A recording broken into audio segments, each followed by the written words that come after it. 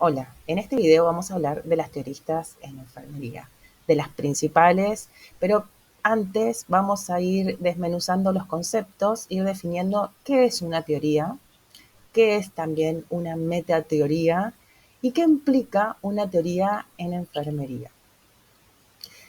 ¿Para qué nos va a servir las teorías de enfermería? Bueno, las teorías, cuando vayamos desarrollando qué implica, nos vamos a dar cuenta de la importancia de guiarnos a través de una teoría para la realización de nuestros, por ejemplo, de la planificación del proceso de atención de enfermería, la parte de planificación, cuando ustedes tengan que resolver un caso paciente, entonces van a tener que en su marco teórico aplicar la teoría de alguna de estas enfermeras teoristas, así que es importante que las conozcan para después poder elegir según el caso que atiendan.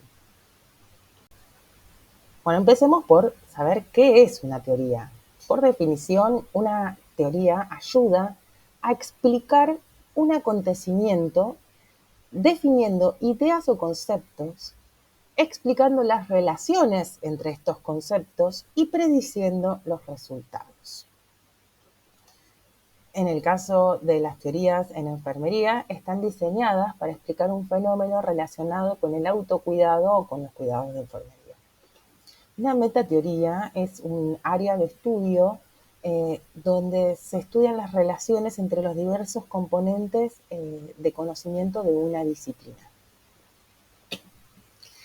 Y según fundamentos teóricos de la práctica de enfermería de Potter, eh, una teoría de enfermería conceptualiza un aspecto de la enfermería para describe, explica, le da una explicación, predice lo que va a pasar o prescribe los cuidados de enfermería.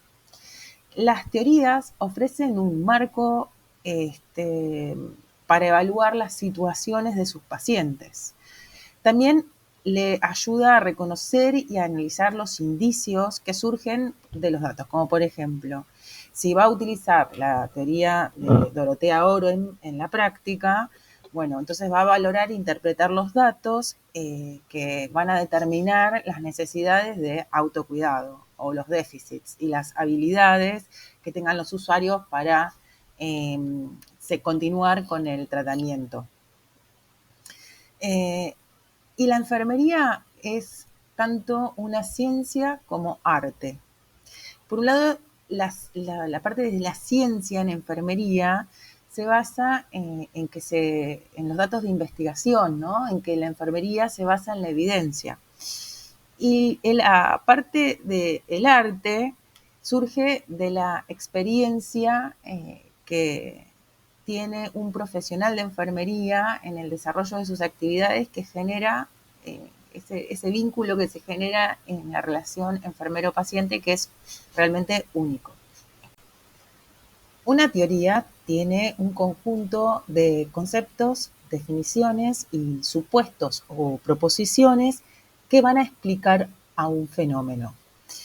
Estos componentes proporcionan una base de conocimientos para que las enfermeras dirijan y proporcionen los cuidados de enfermería.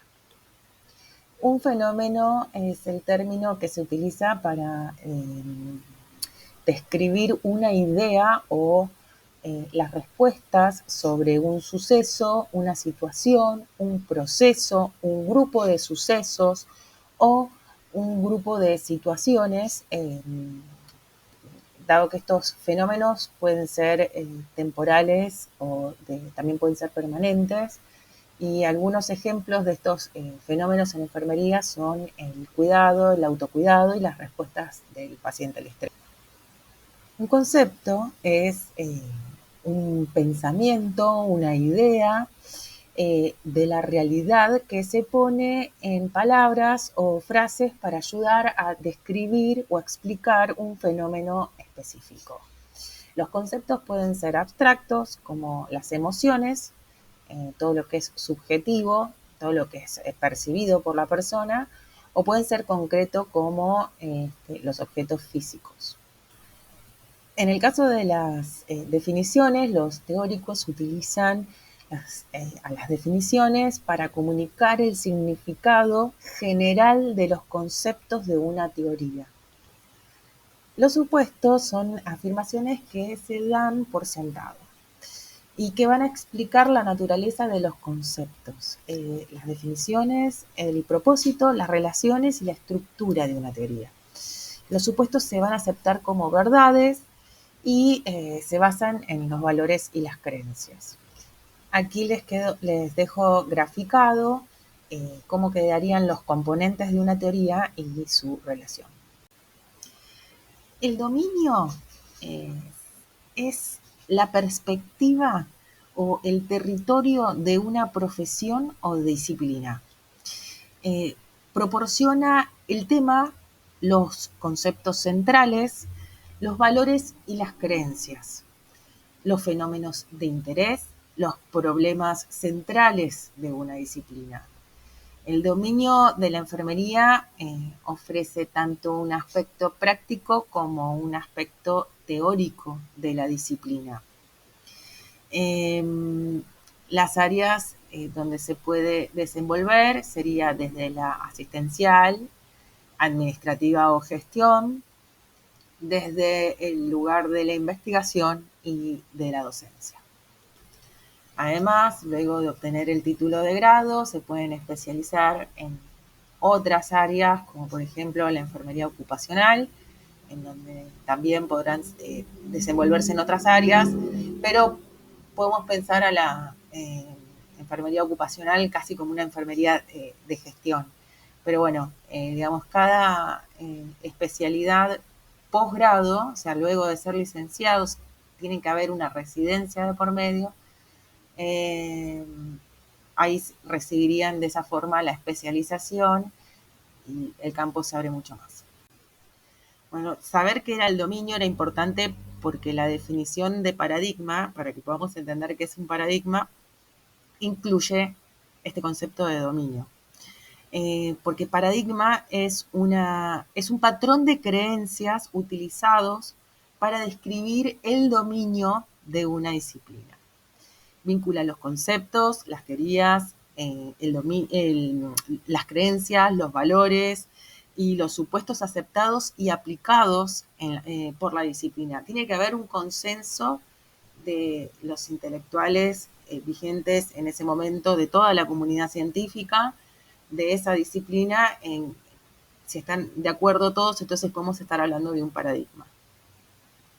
El término marco conceptual se utiliza a menudo como sinónimo de paradigma. Constituye una forma de organizar los principales conceptos y de esta manera visualizar la relación que existe entre los fenómenos. El metaparadigma de la enfermería permite a los profesionales de enfermería entender y explicar qué es la enfermería, qué hace el enfermero y por qué los profesionales de enfermería hacen lo que hacen. El metaparadigma enfermero engloba los 4 conceptos: el de persona, el de salud, el de ambiente o situación y el de enfermería. La persona es el destinatario de los cuidados de enfermería, incluye a los usuarios individuales, a los grupos, a la familia y a la comunidad. La persona es el centro de los cuidados de enfermería y dado que las necesidades de cada persona son a menudo muy complejas y heterogéneas, es importante aportar unos cuidados individualizados, centrados en el paciente. El concepto de salud tiene diferentes significados, va a depender de la persona, del entorno clínico, de la profesión. Es un estado del ser que las personas definen en relación con sus propios valores, personalidad y estilo de vida. Es dinámico y cambia continuamente. Por ahí hay gente que la salud la da por hecho y de repente frente a un diagnóstico de una patología crónica, bueno, hay todo un cambio de vida, hay todo un cambio de perspectiva, ¿no? De qué es la salud para esa persona antes y qué era la salud después de ese diagnóstico. El ambiente situación incluye todas las posibles condiciones que afectan a los pacientes y a los entornos a los que acuden para recibir atención sanitaria.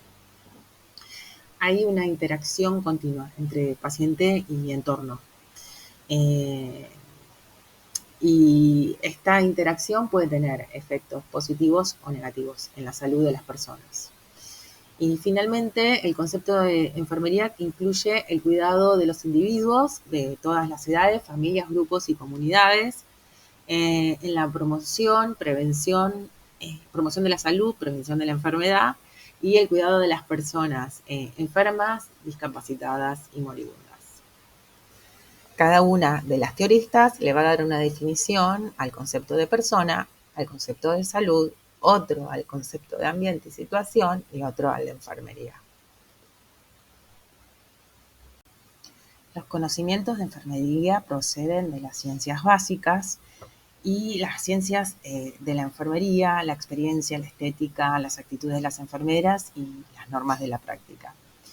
La teoría lo que va a generar es un conocimiento de enfermería para uso en la práctica, apoyado así la práctica basada en la evidencia.